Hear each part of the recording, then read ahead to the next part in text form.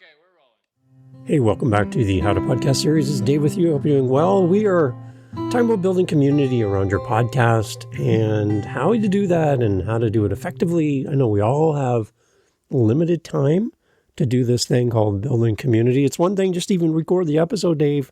Now you're asking me to go do all this other stuff, and I get the Dave Beckmeyer response.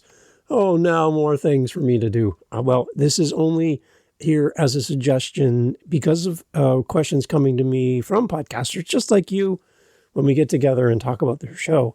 Building community is really top of the list with a bunch of other stuff, but connecting with our audience, getting beyond just looking at a wall of numbers on our analytics and going, well, there I can see somebody listened in Japan. Woo!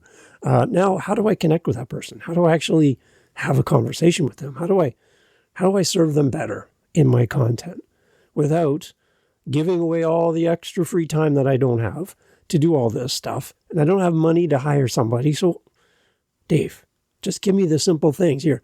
How do I build podcast community for my show?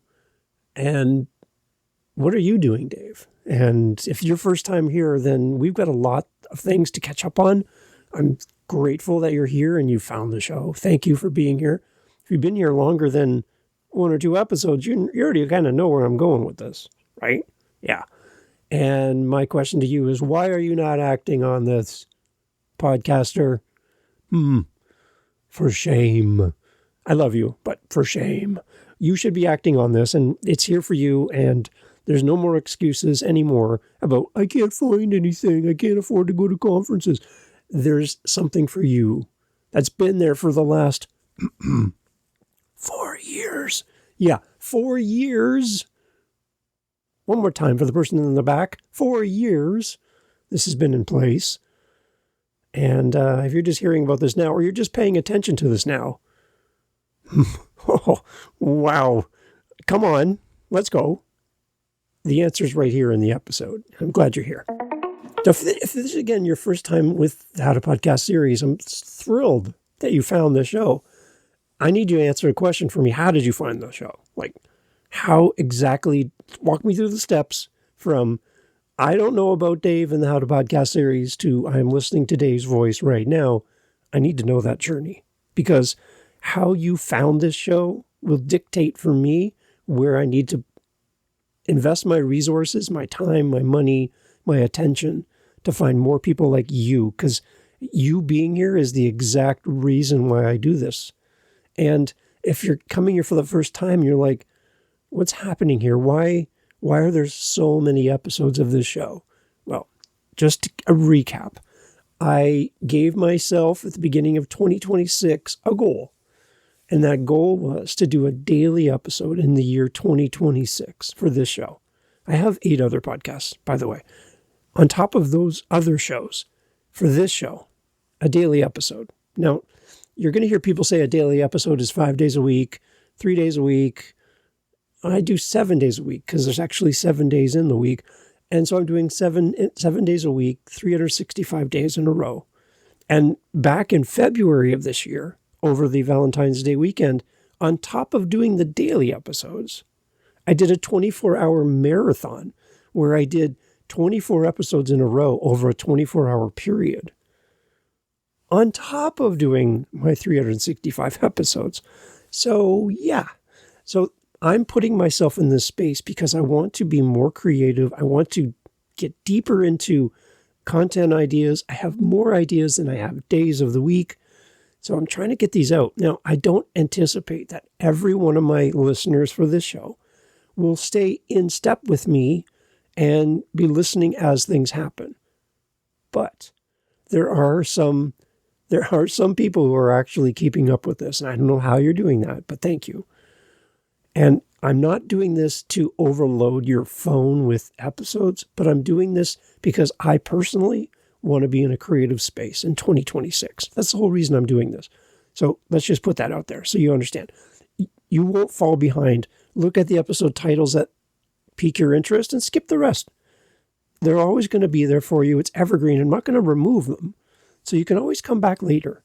So when you have that 48-hour car drive for your next holiday, and you're like, I I don't want to listen to Ariana Grande for 48 hours. Maybe I'll put Dave on for a while. He can keep me company. I'd love to go with you on a road trip. Just take a picture of where we're listening to the show at. I'd love to see that. Dave, I'm listening to you here, and send me a photo. That's always fun. I love those emails. They make me happy. They go right into my happy folder, by the way. Do that. Create a happy folder for your show. And anything good that comes in, keep it. It's really important. So building a community for your podcast. Why is this so important? We create content. We put it out in the world. We see our stats. We know people are listening. We kind of know where they are in the world. And that's it. And I think what becomes demotivating as a podcaster is when you don't hear from your audience. These amazing people who support you with their ears, but not so much with their mouth as they reach out to you and leave you a voice message, or with their fingers as they type up a DM or an email. You don't hear from them. And you start getting down on yourself because why am I doing this? My audience doesn't speak to me. It's like I'm talking to a wall. And I really wish I could hear from them. I want to serve them better. I want to connect with them as human beings. And just keep this in mind, a very small percentage of your audience will ever do anything you ask them to do. So that's just something you just got to come to grips with. It's just not going to be instant gratification when you press publish on an episode. That's not how it works. People are going to find your episode years from now and reach out to you. You've long forgotten about that topic and what you said on episode 4, and you're on episode 400. You won't remember everything. So when people reach out to you and go, oh my gosh, I've just found your show. I've been listening to the last 100 episodes of your podcast, and I'm just in love with what you do. Wow. It's not going to happen often, but when it does, you got to capture that. It's like lightning in a bottle, right? Or capturing of fireflies in a bottle and watching them fly around. That's what comments are like. Feedback. That's what feedback's like. But more than just for our own sake, I think building community is something important for our listeners as well. Because our listeners get together with other like listeners and do community around your show. You're the central hub of their interactions. But all these people that get together, they know about you through your podcast. And because of that, they all have something in common. And don't you want to hang around with people who have something in common, right? That's why people Star Trekkers go to Star Trek conferences to hang around with other Trekkies, right? They don't go next door to the Star Wars conference. That doesn't happen. But they hang around with people who like what they like. And for your audience to meet other people who like what you do on your show, and they can start sharing their favorite episodes with each other. They can start sharing and repeating things that you've said on your show to each other. They buy your merch. They come support you. They come to your meetups in person when you go to a bar and say, hey, I'm going to be in Austin, Texas on this date and this time at this location. Come meet me. I know I have listeners in Austin. I'd love to meet you, right? They show up. These are people who know who you are and have listened to you for a long time. So these are all interaction and touch points that I think make podcasting way more encouraging for the host, community building and strengthening for the listener. There's a lot of wins. So if you haven't considered building a community for your podcast yet, I got a few suggestions for you and a reminder of what we've been doing for the last 4 years that you have not participated in yet, and I need you to. I really do. So let's talk about this more. So a few things, and these are common. You're going to hear from other podcasts about podcasting. Email newsletters. So I have a Substack. I've been kind of sleepy with my Substack for a while. It's been set up. Yeah, I follow people, but haven't really been doing much lately. But I got this novel idea of, instead of posting something on Substack after the podcast goes out, what if I do it before the podcast episode goes live? Like I've built it, the podcast, I batch record, by the way. So I record in advance and release it in the future. And I record multiple episodes at once. That's how I do my workflow because I have a full-time job. I'm a caregiver for 2 of my grandchildren during the week. And I have multiple shows. So I have limited time. So I have to be motivated and I have to be good with my time. So I create batch episodes, record multiples at once. That's how I do mine. You do you. But for me, I usually what I would do is release the episode and then talk about it after the fact. But I'm playing with the idea, again, this is the How to Podcast series where I not only talk about podcasting, I'm actually demonstrating how I podcast. It's kind of in the name, that I'm doing my content before the episode goes live, which builds anticipation. And it's already, my thoughts are kind of reformulated into an article before the episode goes live. And what's happening is people start talking about that article. They start sharing my article on LinkedIn and Substack are the two places I'm posting it.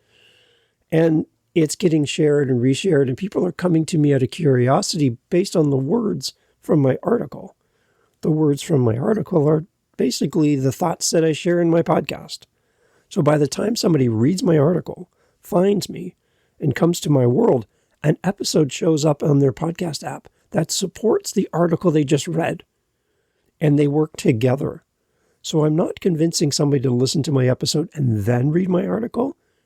I'm going to where people read articles and convincing them to listen to the episode that comes later. Email newsletters are great because unlike social media, unlike your Spotify, your Apple, and all those other, you don't own the audience there. And very hard to connect with them. By people signing up to your newsletters, you're creating the opportunity for people to connect with you. So yeah, that's what I've been working on is doing my email newsletters ahead of the release, not after the release. For me, it's working and it's different. And anything that's different than what everybody else is doing is a good thing. So try maybe creating that email newsletter. For me, Substack is free. So I create it initially on Substack, and then I copy it out of Substack into LinkedIn. I tweak it more for LinkedIn so that it's not exactly the same. I try to make it a little bit more LinkedIn-like and then release it on LinkedIn as well. That's how I focus on that. I think email is one of the best places to extend the conversation before the episode goes live or after for each of your episodes, because it's you speaking directly to your audience. And it's a touch point where the episode could go live and nobody knows, or new people don't know, or your longtime listeners may have forgotten. Right? It's another touch point. It's you showing up.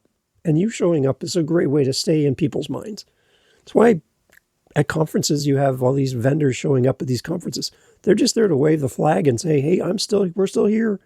We're still in podcasting. Oh, don't forget about us. They spend a lot of money doing that to get your attention.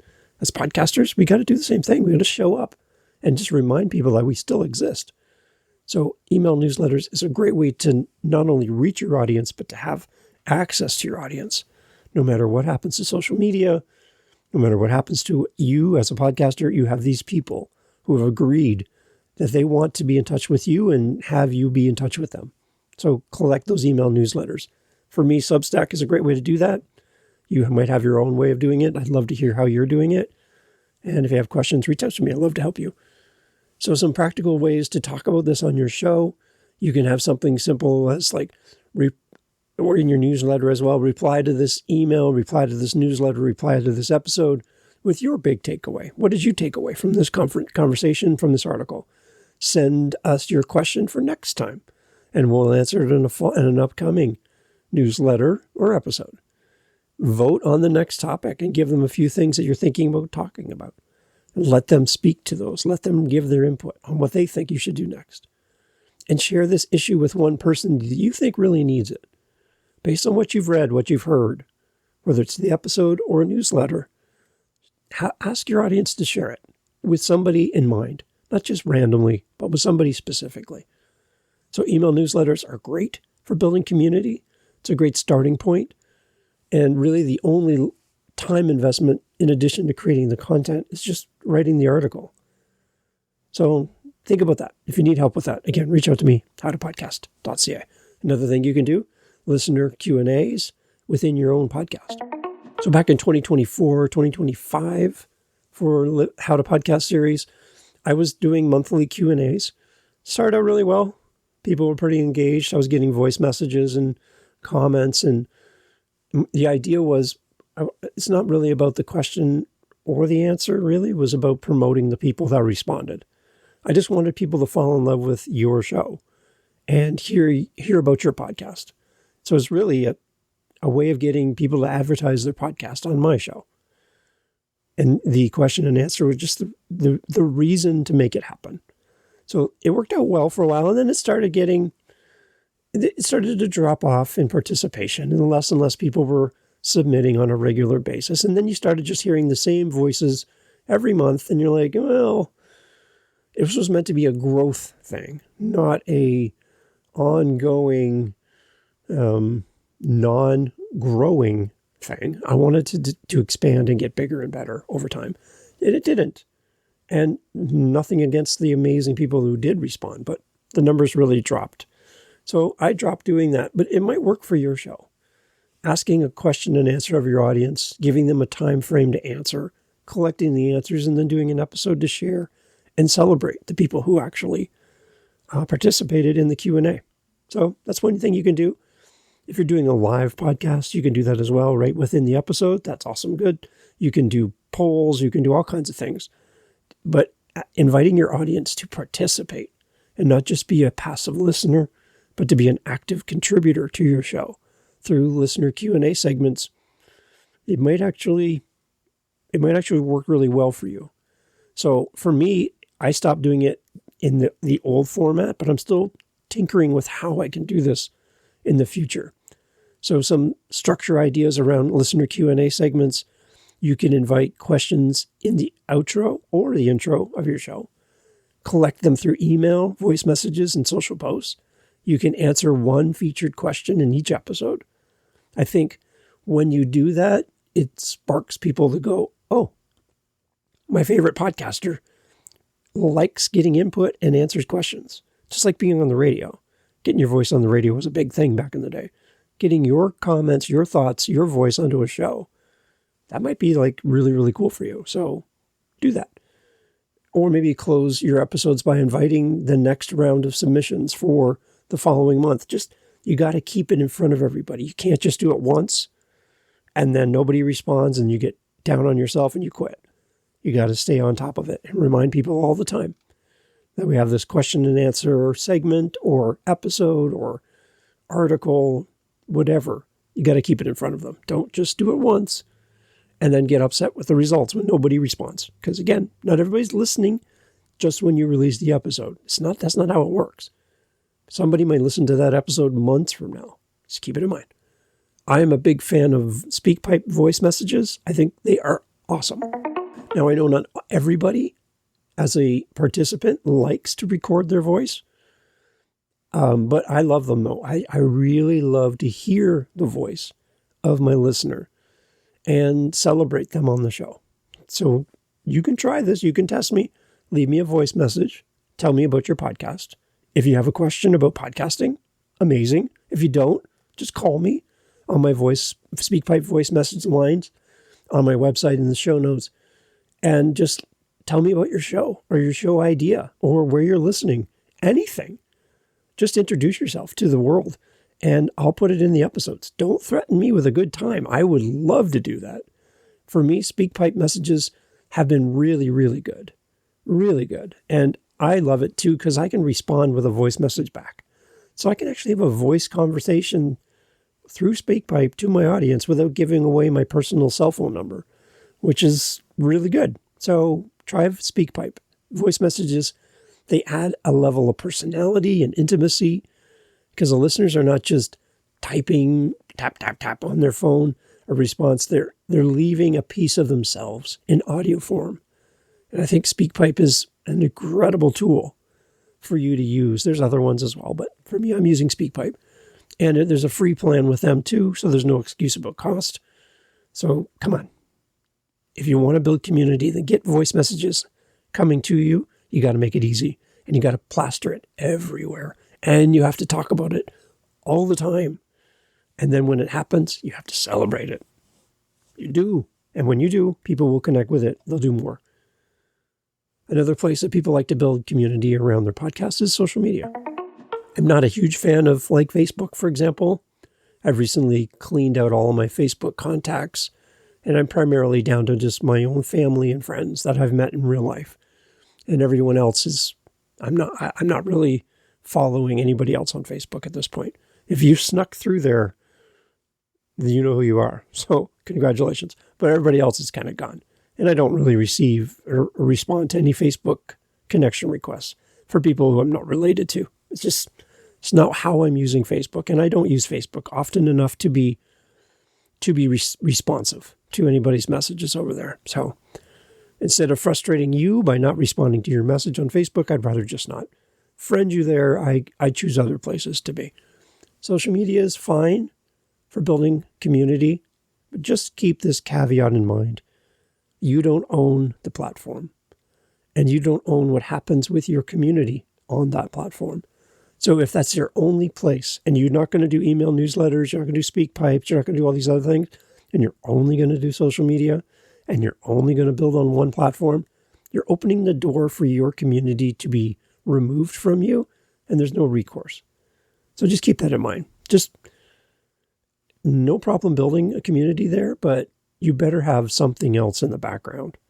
Because if you trust that completely and you don't own the platform, you're setting yourself up for some frustration down the road. So just keep that in mind. The other thing we can do is in-person events around our podcast. So a dad podcast going to dad events, a mom podcast going to mom events, an author podcast doing stuff at the library, a business podcast going to your business after 5 meetings and signing up for that. An accounting podcast going to an accounting school and speaking about podcasting and accounting in an accounting class. There's all kinds of different things you can do, but do things in real life. Attend in-person events as much as you can, not to sell or promote yourself, but to be part of the community. That's one way to meet more people. Just simply by being out there and putting yourself in the place of your ideal listener, it's going to open the doors for you. If you have a podcast around, fandom and cartoons from the 70s and 80s, you better be at Comic-Cons and all those things where people dress up funny. You better be there and you better participate because those are your people. Instead of complaining that you don't get to talk to your audience, you might actually have to get in the car, jump on a train or a bus, grab a cab, and actually go to the place where your people are. Instead of complaining about people not coming to you, you might have to go to them. So in-person events make a lot of sense. For those people who can't afford to go to in-person events, or you live in a community where there's not very many people who do what you do. So for me, How to Podcast series, I know one other person, Manisha, who lives in my community of 150,000 people. There's 2 of us who are podcasters that I know of. I don't know anybody else who lives in my city. And it's depressing because why are there not more of us? But at the same time, it's great because there's only myself and Manisha, and we grab coffee once in a while, and we're 2 lonely podcasters in a big city. Yeah, meeting in person is great. If you can't do that, then virtual meetings are the next best thing. I know we're like, Dave, I'm zoomed out. I don't really want to be on Zoom again with a bunch of people in little blocks on the screen. But if you don't have anything, then at least it's something. And for me, I've created my podcaster meetup on meetup.com. And like I've mentioned several times in this episode, over 4 years ago, this started. And we're now at 2 times a week, every Tuesday and morning. Tuesday afternoon and Saturday morning. We're together talking podcasting. And we have podcasters joining from around the world now, which is amazing. And at this point, for the meetup group, over 300 reviews for the meetups that we've done are listed there. I try to do all of the meetups at least a month ahead so that you can make plans for the ones you can attend and the topics you're interested in. Every Tuesday, our free Q&A, open mic, whatever you want to talk about, we talk about around podcasting. And then Saturdays, the first 3 Saturdays of the month have a theme, a topic that we're going to talk about. And then we go off on lots of tangents and everything, which is fine.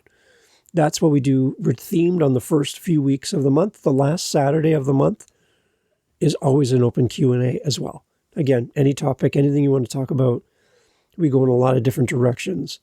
And the big thing about here for our meetups, unlike other meetups, virtual meetups, is you don't sit on mute off camera and just sit there and listen passively. Everyone's actively involved.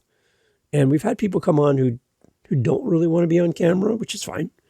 But they still talk. They still share. We don't push you, but we gently nudge you towards being involved in our group when you do come to and attend our meetups. Again, it's a safe place. No sales. We don't sell anything. We offer value, but we don't ask for you to pay for anything. It's not part of what we do. It's not a funnel. It's not a trick. A lot of these ones are tricks, and that's unfortunate. And we do things differently. I pay for it every month, but I don't ask anybody to pay for it as well. So there's no cost. Come as often as you want, whenever you want. It's always there for you. So when you say to me, Dave, I want to be part of a community, but I don't know where to start, the first thing I say to you is, have you done any research? Probably not. Have you checked out our meetup? Probably not. Please come and check out our meetup. We'd love to have you there. The more people that come, the better. And we would love to include you in our world. We get some pretty interesting conversations happen in our meetup. And we want people to leave with value, with real things they can do in their show right away to make their show better. So what I would suggest for you as we go towards the end of the episode is a simple framework around building community for your podcast. And there's 4 things. The 4 things I want you to keep in mind around building community for your podcast is, first, invite people to respond through emails, Q&As, voice messages, and social media. Second, feature their input on your show so that they feel seen. Third, repeat the invitation consistently so participation becomes a habit. And then lastly, number 4 is gather people in real life or virtual whenever possible through events and meetings. Whenever you can do this, it's going to make your show better.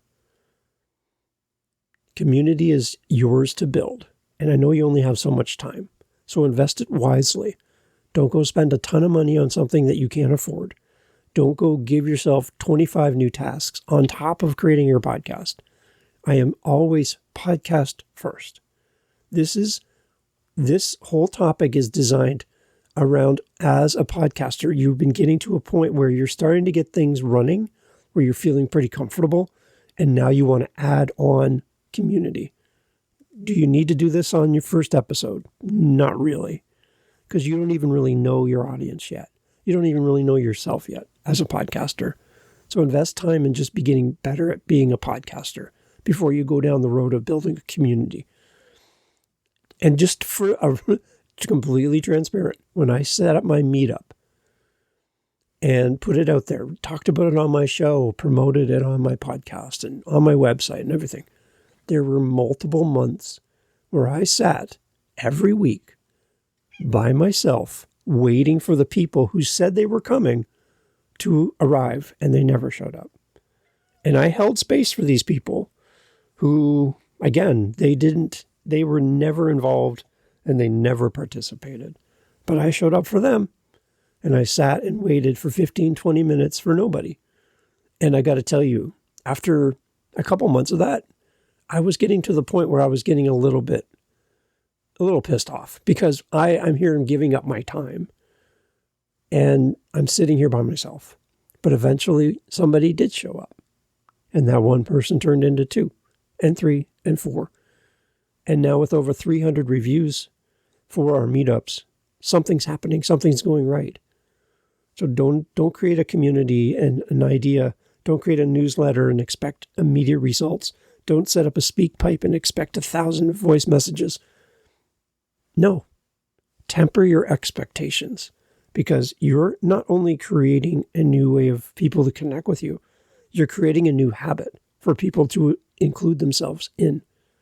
And until you can win them over, convince them of the value of what you're doing and what you're putting out there, and show them the results of why they should participate. Until you can show them all those things, you're going to be sitting in an empty meetup room by yourself going, why am I doing this? You're going to be looking at your speak pipes and going, why is nobody using this thing? You're going to set up your buy me a coffees and no one buys you a coffee. You're going to be sending out a newsletter to your mom and your brother and your sister and your wife or your husband. And that's it. That's your email newsletter subscriber list. Congratulations. They're not even reading it because they're like, we don't even care about what you write about. They're not your target audience. It's going to take time. Invest the time, do it right, but only do this when you have the time to do so. Don't do this out of feeling like you're missing something. Do this because you have the bandwidth to do it well. And by doing that, you'll build something great. I'd love to see what you're doing for your community. Let me know. Send me a link. I'd love to check it out over at howtopodcast.ca. Thanks for being here. Go build that community. People are waiting for you. They'll show up eventually. Talk soon. Thank you so much for listening to the entirety of the episode, including this part. You know what? A lot of people leave right now. So we'll let them leave. Give them a second to go. Okay, now it's just you and me. We have our meetups that we do for the How to Podcast series. We do them during the week, and we also do them on Saturdays. So twice a week, you have the opportunity to meet other podcasters, just like you. Some people have just started. Some people haven't even released an episode yet. Some have been doing it forever. And we get together and talk podcasting. We want to help you in community to continue with your show, to start your show, to grow your show. So come and meet listeners of this show in one space on meetup.com. Again, through howtopodcast.ca, you'll see the links. It's completely free to join. Come whenever you have an opportunity to come. There's no commitment. You don't have to sign any waivers. You can just come join us. Come join the conversation. We'd love to have you there because the only thing that's going to make these meetups better is you being there. So I'm hoping you will say yes. And you'll say, Dave, I'm tired of podcasting by myself. I wish there were people I could connect with that are fellow podcasters and share my frustrations with guests who ghost me and my editing software is crapping out on me and I'm just having this hard time. I'm just having a hard time coming up with podcasts, episodes and titles and all the things and social media. Wouldn't it be great to get in a room with other podcasters and share best practices and learn? 3 of our 4 Saturdays every month are themed. So you have a topic, but that last Saturday of every month is open question and answer. Ask anything. Come meet a podcaster. Come enjoy the podcasting community through howtopodcast.ca. Come to our meetups. Can't wait to see you there. You're still here. Awesome. Okay, the question I had with a podcaster this week was around what is the most challenging aspect of podcasting? Dave, what's most challenging for you as a podcaster? And I responded back to them after thinking a little bit, because there's a lot, is that I think many podcasters struggle most with being consistent, whatever they define that to be for themselves and for their show. Being consistent and having the staying power to keep showing up as a creative person. Again, going back to why I'm doing 365 episodes in a row, it's not to be some hero, but I just want to have consistency and staying power this year as a test to myself that it can be done, even though it's a lot of work. Now, I'm not encouraging you to do 365 episodes in a row. That's not for you, that's for me. But there's got to be something for you where you're going to raise the bar a notch from what you're doing currently to what you could do. And where I find people stall out is when they set a goal, they reach the goal, and then they just stop caring. They stop caring about the thing that they were so passionate about. That got them into podcasting in the first place. And that's unfortunate because there's a lot of great shows, great show ideas, some of the most amazing creative people in the world who have started a wonderful podcast. But they reached a goal, 10 episodes, 5 episodes, 100 episodes. And then they're like, yeah, I'm bored of this. It doesn't light me up the way it did when I was creating it, and they walk away. But the one thing they forget is there's an audience of people who don't understand why you got bored with it because they're not bored with it. And they love you. They care about you. And they want the best for you. They feel like they know you as a listener of your show. So consistency again, it could be anything. I mean, it could be anything different for you than it is for me, than it is for somebody else. Your definition of consistency. And simply just the staying power to keep going. Because there's going to be days when you're not going to feel like doing any of this. And those are the days that podcasting is difficult. But I find those are the most rewarding days.